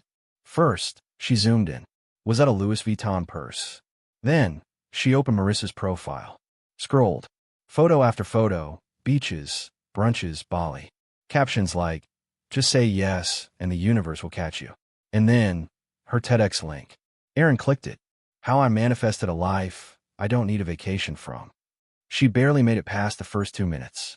Her heart pounded, not with jealousy, with shame, because the thought buried inside her now was venomous. I'm the same age. I should be further along. She knew better. She knew social media was curated. But logic doesn't hold up well against a slideshow of someone else's curated life, especially when your own feels like receipts, grocery math, and tracking down 45-cent charges. She closed the tab, shut her phone, stared at her wall calendar. Debt still there. Emergency fund, $83. Dinner tonight, rice and frozen peas. Meanwhile, Marissa was in Portugal talking about abundance.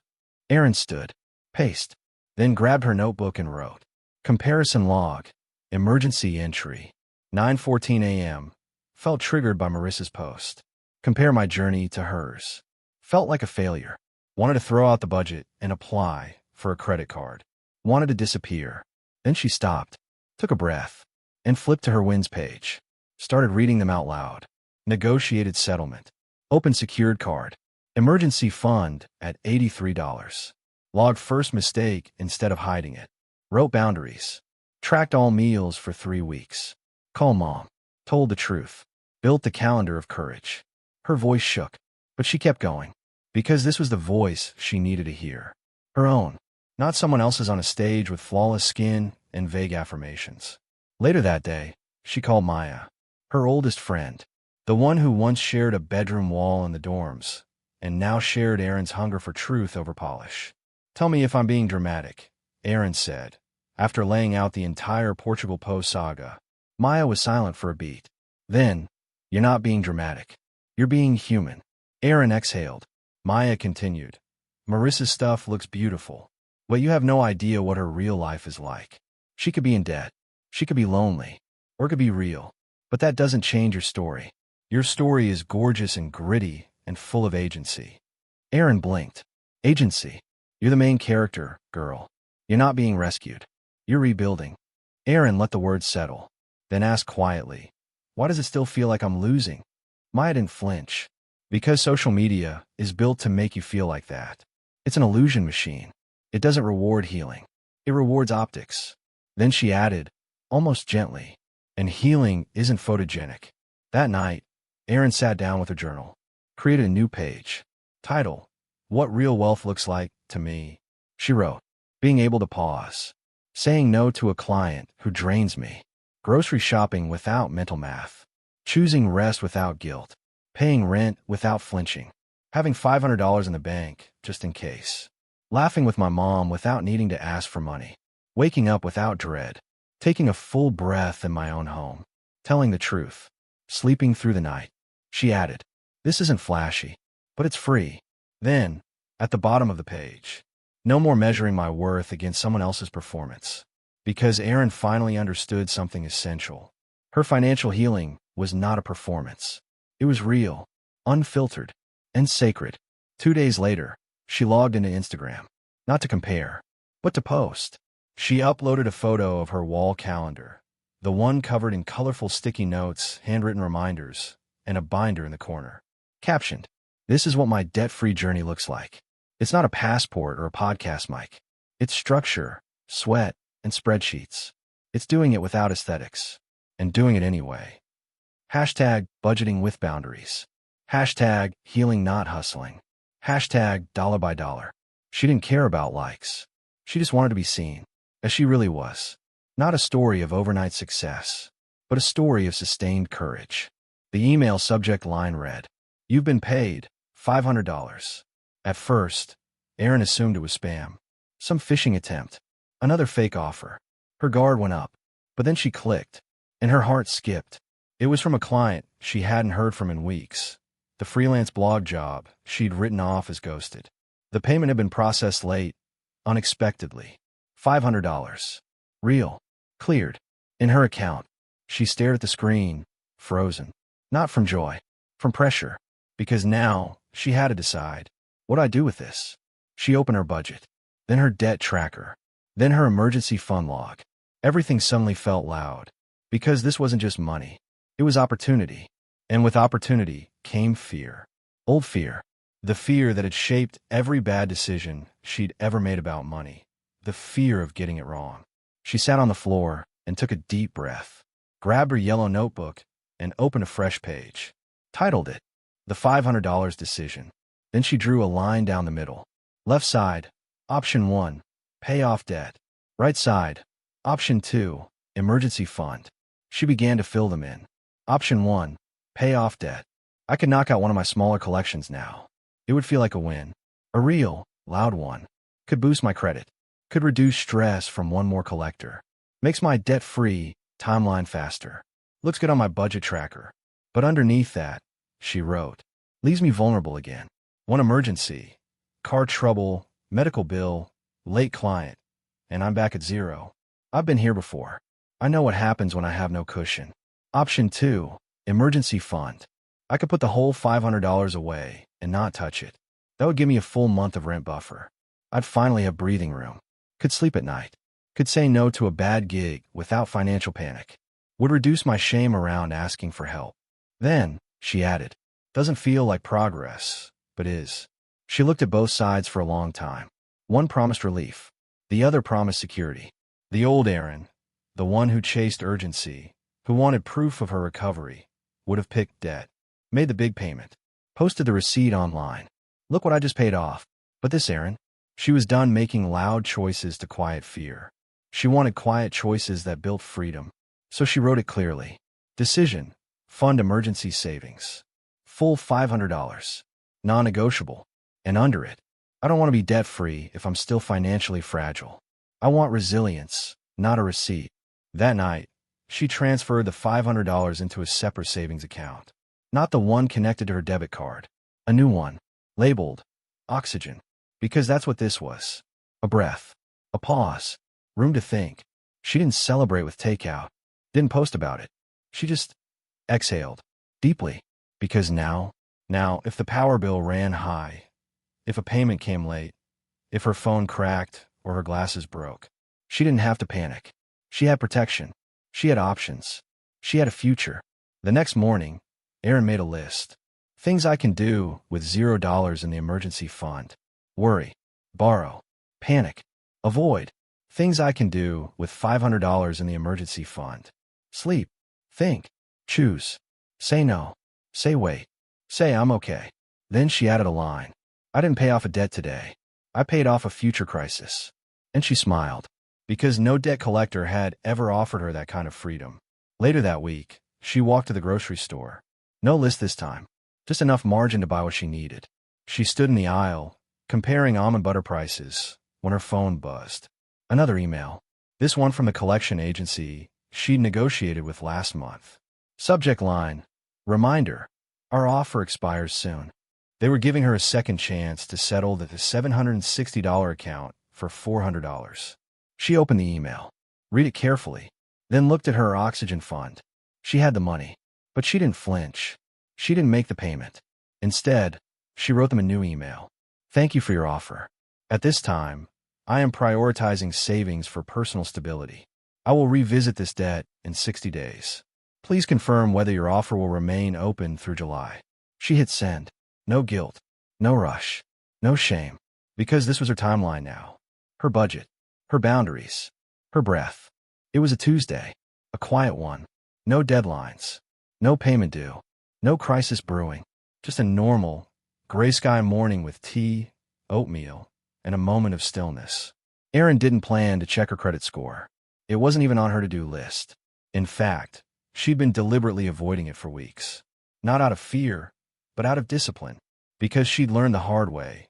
Watching the number too closely could mess with your brain. Make you mistake movement for meaning. Make you forget that healing happens off the screen. But today something felt still enough to look. Not with desperation. With curiosity. She opened her laptop. Logged into Credit Karma. Typed her password slowly. A familiar nervous flutter sparked in her chest. Not fear. Anticipation. Then the screen loaded.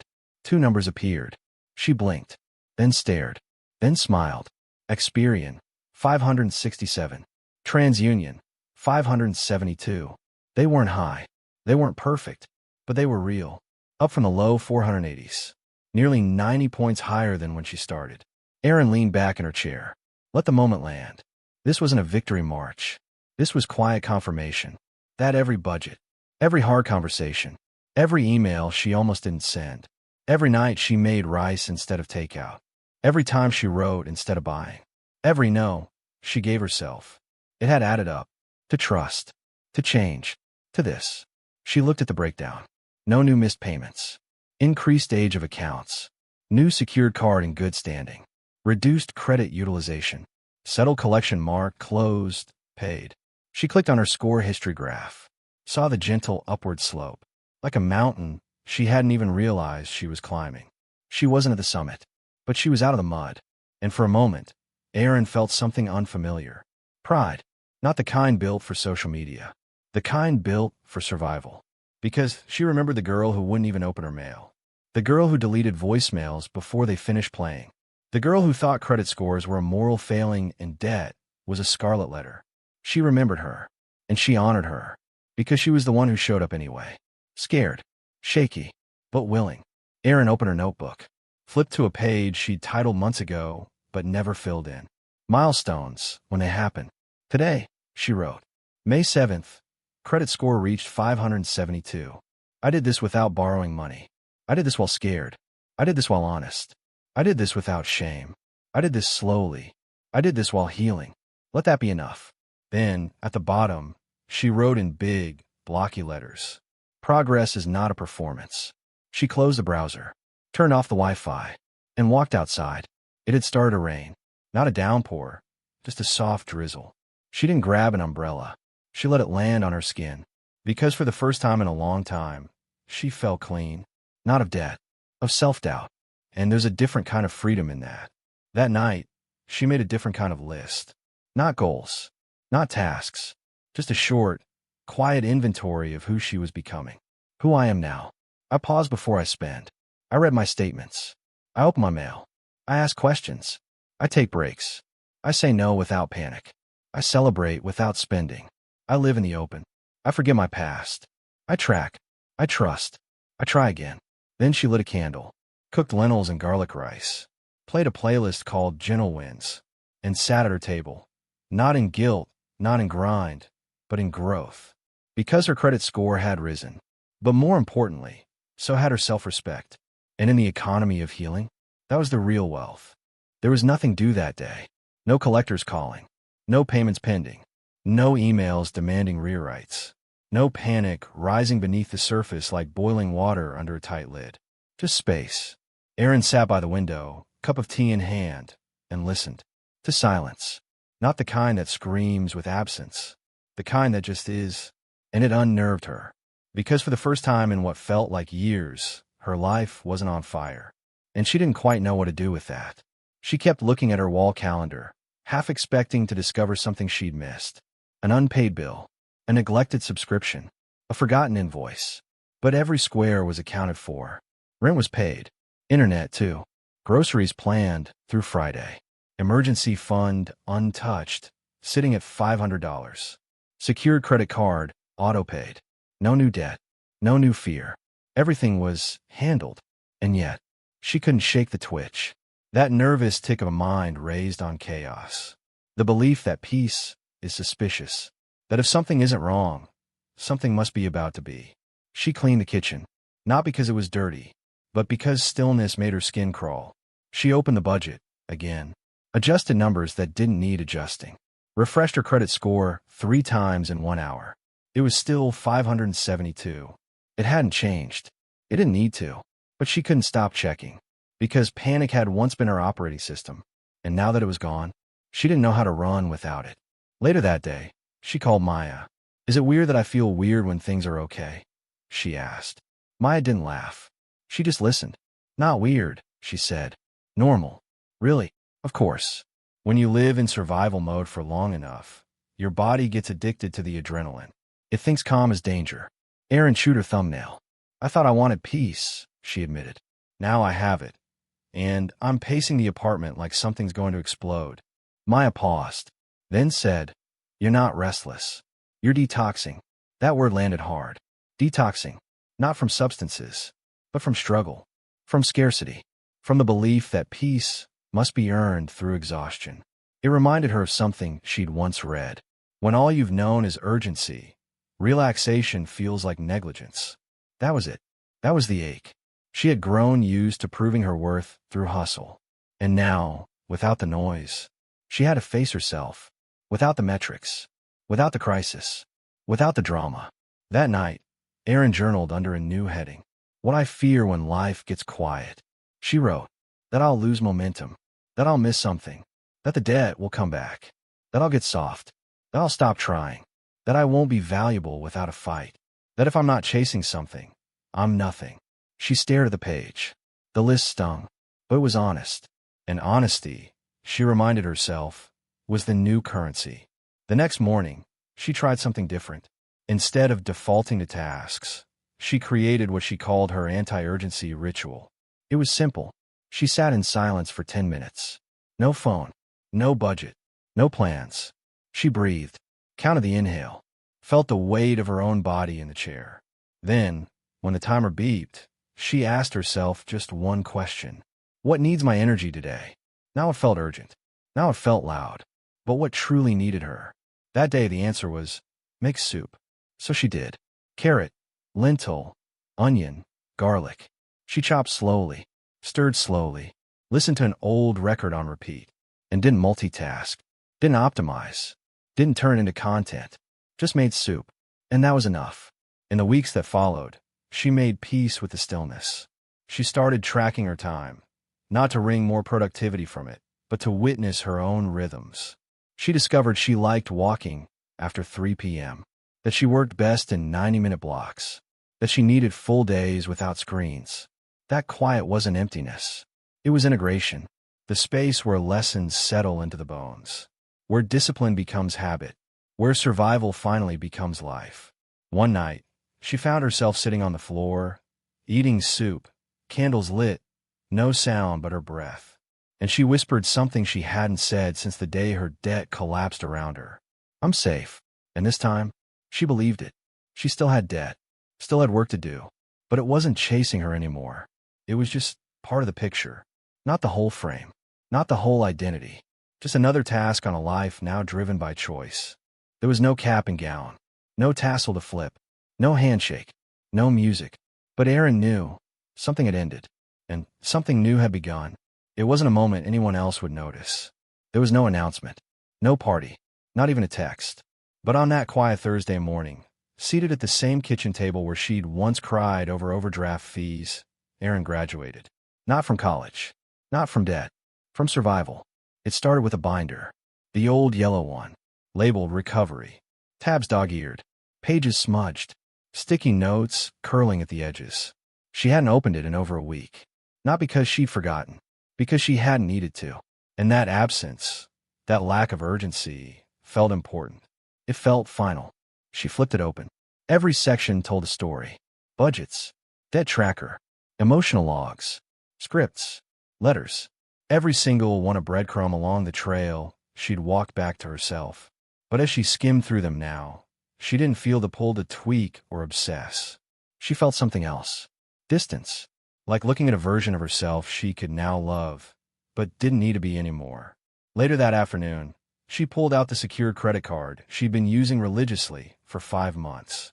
She logged into the account, paid off the balance, $32.47, last month's internet bill. Then she stared at the available credit bar and did something she hadn't done since she first got the card. She clicked Account Preferences. Then, Close Account. A warning popped up. Are you sure? Closing this card may impact your credit score. She didn't blink.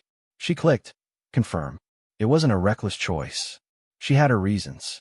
Her credit score was now in the mid-600s. She had a new, unsecured card with better terms and no deposit. She had no intention of opening store credit lines or chasing points. She didn't need the training wheels anymore. And she no longer needed credit to feel like control. Because now, she had discipline. She had a plan. She had herself. Erin spent the rest of the day cleaning. Not because things were messy, because she wanted to mark the transition with ritual. She emptied the binder, filed some pages into folders, shredded others, kept only what still served her. She lit a candle on her windowsill, made a fresh budget, Not from a template, but from intuition. She knew now how her body responded to certain numbers, how her energy shifted with overspending, how to build in rest, margin, grace. She no longer needed to account for every cent because she trusted the person doing the spending. And that was the milestone. Later that night, she took the binder to the recycling bin. It felt oddly emotional, like parting with a journal or a photo album from hard year. She stood there for a second, thumb running across the cover, then whispered, "Thank you," dropped it in, and walked away. Back in her apartment, she wrote in her journal, May 22nd, I'm not recovering anymore. I've recovered, and now I'm just living. This doesn't mean everything is paid off. It doesn't mean I'm rich. It means I don't flinch when I check my bank account. It means I know what groceries I can afford. It means I say yes with intention and no without guilt. It means I've stopped apologizing for trying. I've stopped making debt my personality. I've stopped waiting for someone to fix it for me. I have systems. I have space. I have peace. I've graduated. Then, for the first time since she started her journey, Erin flipped to the very back of her notebook, the page she'd left blank on purpose. She titled it, Now What? And in bold, she wrote, Live, create, teach, rest, save, travel maybe, be generous when it's time, keep becoming. The next morning, she woke up and didn't reach for her budget app first. She made tea, opened the window, watched light shift across her rug. She felt no rush, no pressure, no weight on her chest, just presence. And that was new, because Erin used to believe freedom came after the last debt was paid. But now she knew. Freedom begins the moment you stop believing money gets to define your worth. And that moment was now. It was quiet again, but not the fragile quiet of fear. The Erin kind, the kind that settles in the walls after a long renovation. The kind that hums in a space once filled with chaos. The kind that tells you, you stayed, you repaired, you remained. It had been 6 months since Erin's first call to a debt collector. 6 months since she cracked open a spreadsheet and faced the ruins of a financial collapse she'd spent years hiding from. 6 months of rebuilding, slowly, imperfectly, with more silence than spectacle. And now, she felt ready, not to end, but to honor. So that morning, she made tea, opened a blank notebook, and wrote at the top of the page, To the me who's still becoming, May 2002X. A letter, not to her past self, not to a lender or an audience, to the woman she would be in 5 years, the one who would still carry echoes of this chapter, even if the debts were gone, even if the score had healed, even if the struggle no longer showed on paper. She began, Dear me, if you're reading this, it means you made it, not to the end of the journey, but to another beginning, another ledge on this wild and winding mountain. I hope your debt is paid off, but more than that, I hope your shame is paid off. I hope you sleep without checking bank balances. I hope you don't clench your jaw when you hear the word interest. I hope credit cards feel like choices, not chains.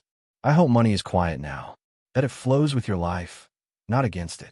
I hope your budget breathes, that it doesn't punish, but protects. I hope you still track, not because you have to, but because you want to. I hope you still pause before spending.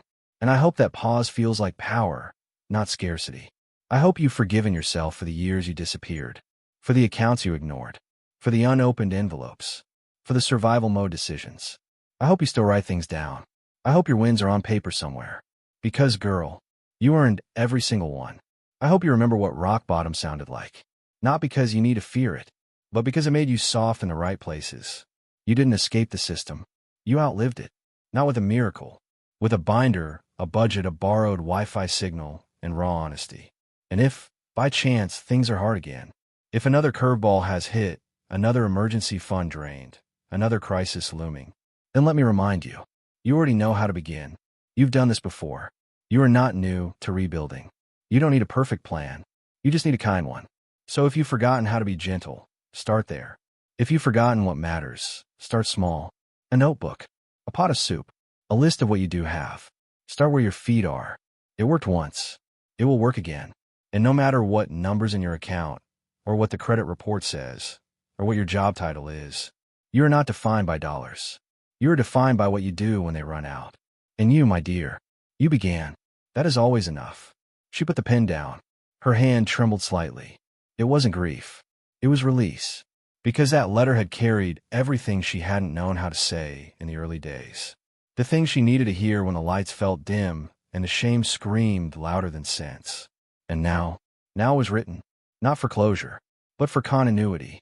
She folded the page, slipped it into an envelope, wrote on the front, "Open manners _ 5 years from today." Then tucked it into the back of a new journal. A fresh one. No debt tabs. No stress tracking. No collector scripts. Just blank pages. Waiting. That evening, she made dinner slowly. Pasta. Roasted tomatoes. A side of garlic toast. Nothing extravagant, but everything she once thought was out of reach. She ate at the table. No spreadsheets open. No notes to log. Just presence. A candle. Music low. Before bed, she looked at the calendar on her wall.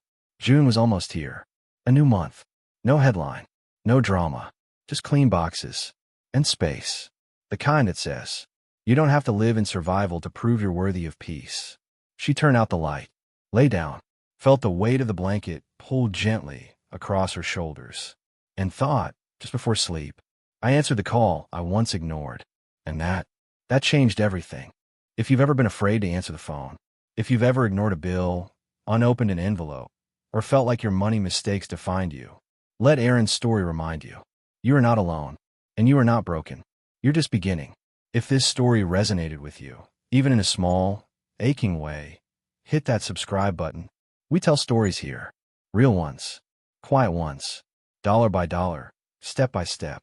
Because sometimes the bravest thing you can do is open the letter you once threw away.